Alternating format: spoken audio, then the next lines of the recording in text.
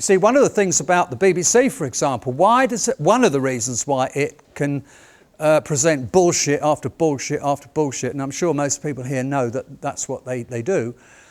If you think about their charter, the BBC's charter says that they must balance what they say, what they present, what they broadcast.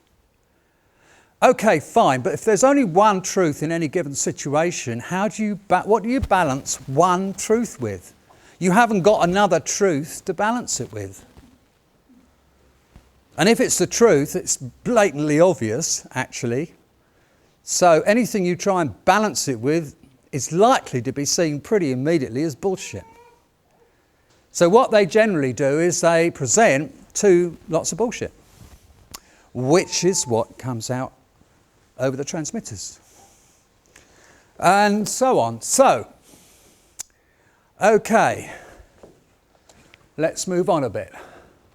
Oh, how do you know whether or not you're abiding within the common law?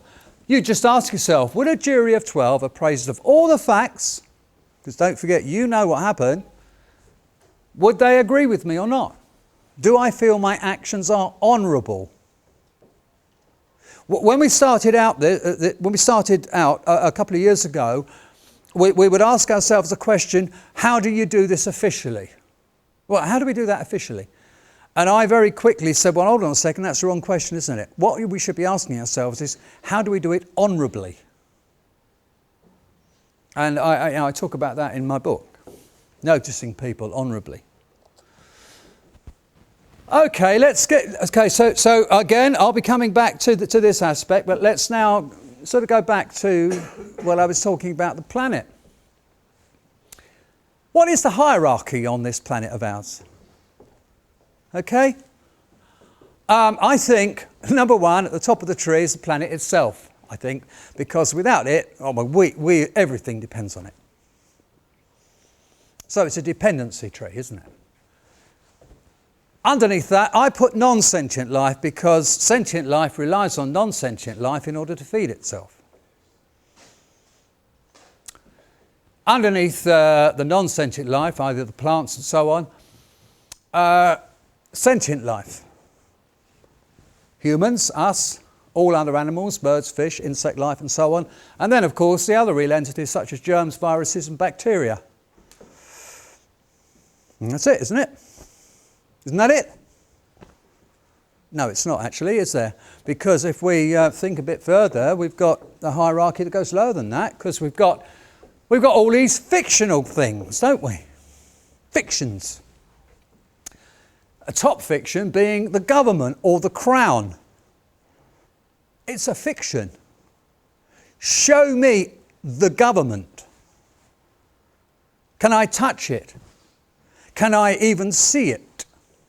Can you take a picture of it? Where does it start? Where does it end?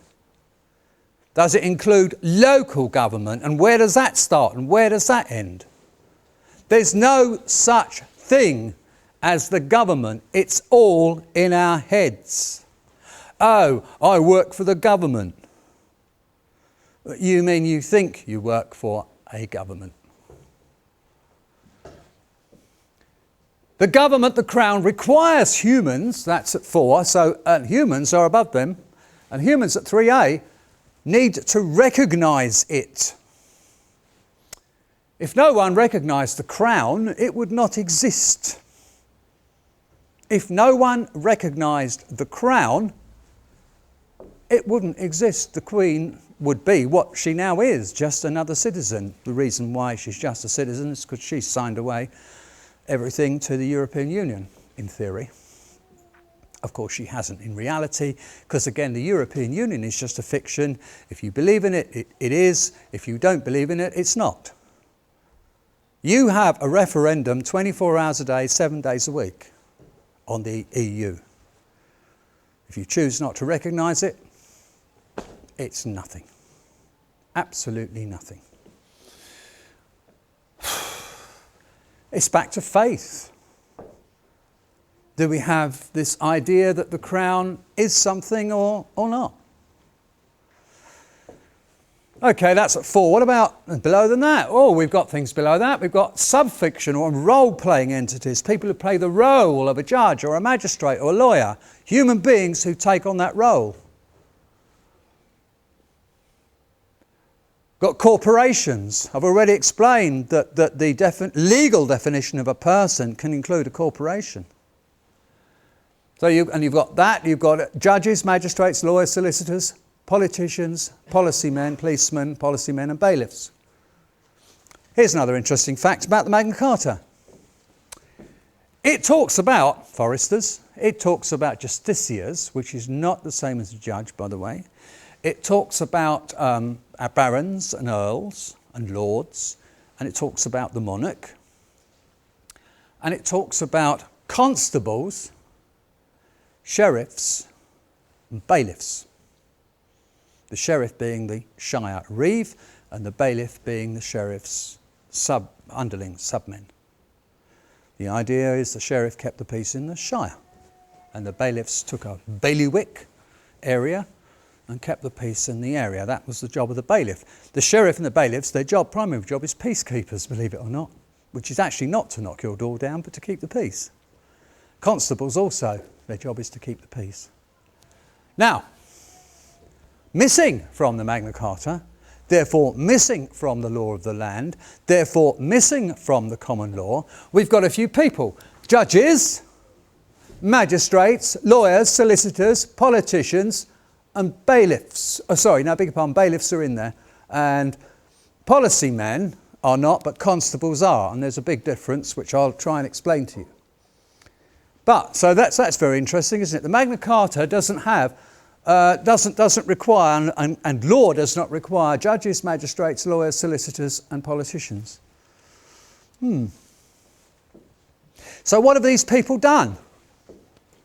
Well, over the centuries, they've carved a niche for themselves into our psyche and told us how wonderful and professional they are, and yet they're nothing really. And very, very stupid in many cases. And that's easy to discover as soon as you start to write letters to them, because the absolute crap that you get back is unbelievable. You wouldn't believe that human beings could write such garbage. Oh, the stories I could tell you. Which I won't have time for, I'm afraid. I'll try and tell you some, but I haven't got time for them all. You have to do it. And as soon as you do it, oh boy, you find out. Right, but of course, now we've got the situation that the Crown needs to recognise these people via statutes, via legals, but human beings need to recognise the Crown. Yeah? But we've got more than that. We've got members of staff of corporations, which require the corporation to recognise them, which requires the Crown to recognise the corporation, which requires human beings to recognise the Crown. So as a human being, just a human being, not playing any roles, not acting, you're just you, being you sit at 3A. A member of staff is at 6 in the hierarchy. For heaven's sake, even germs reside at 3C in the hierarchy. But it's worse than that actually for judges and so on, because everything, and this was one of the first things we discovered, everything is corporations. The Ministry of Justice is a corporation.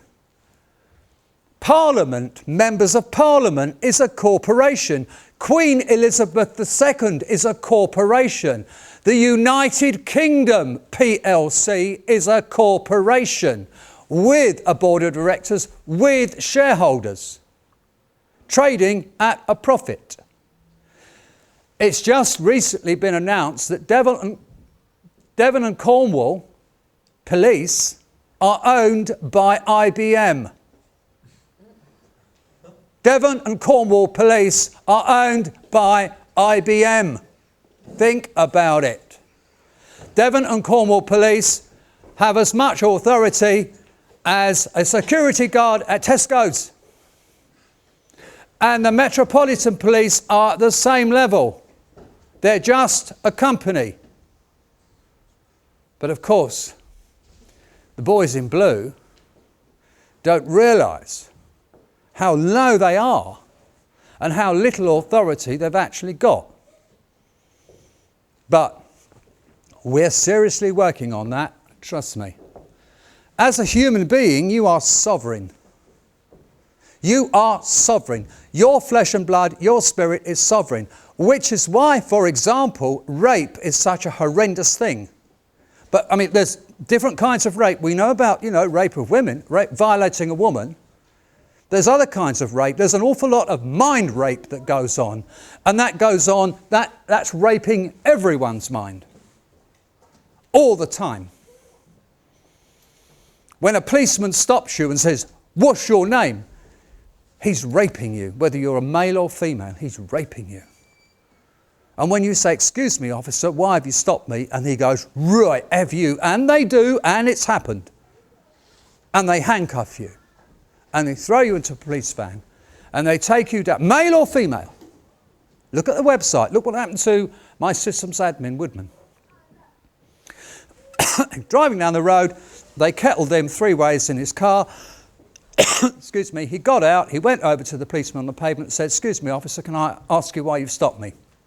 That's all he said. He got grabbed, he got handcuffed, he got slung in a police van, he got taken down the station, strip searched, DNA taken, held for 4 hours. Excuse me, charged with a public order offence. That was Liverpool, Heighton in Liverpool.